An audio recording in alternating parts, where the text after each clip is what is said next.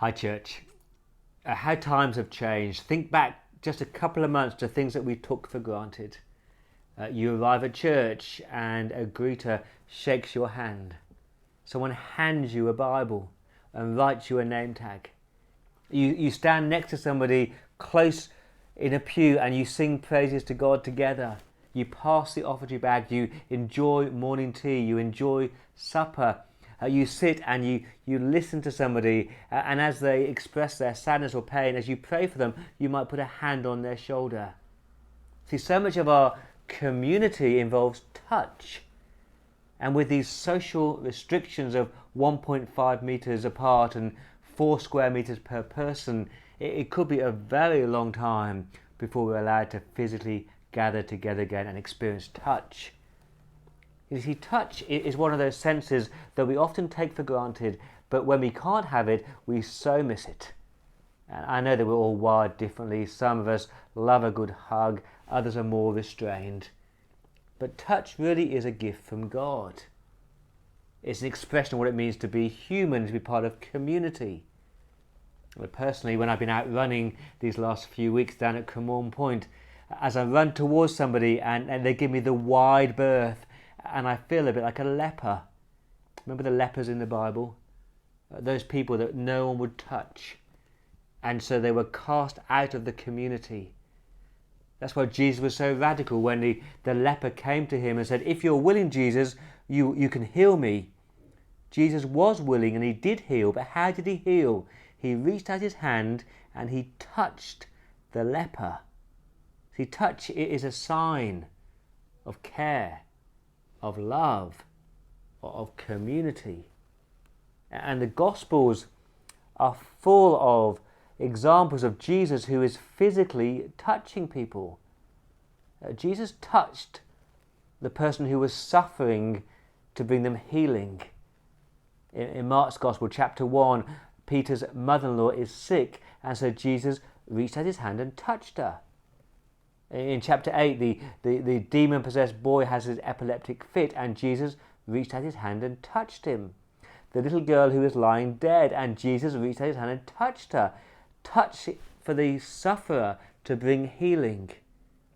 A touch for the person struggling to bring help.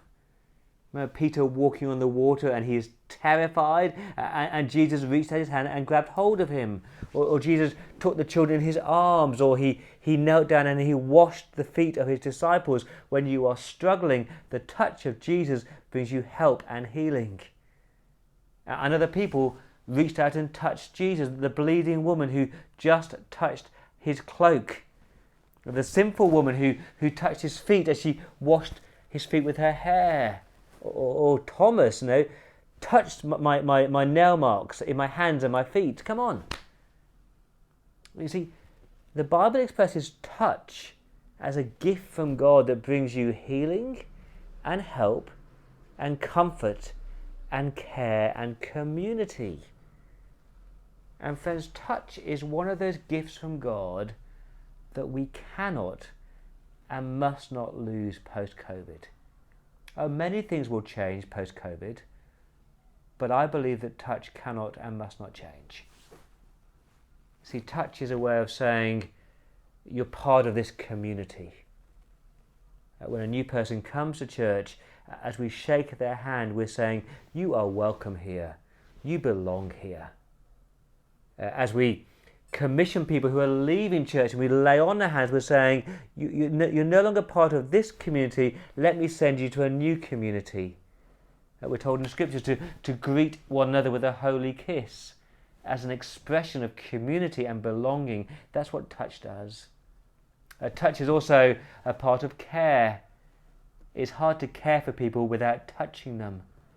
And when someone is in pain, in sadness and sorrow, and you sit with them and you listen to them, it is really hard to care if you cannot put your hand on their shoulder.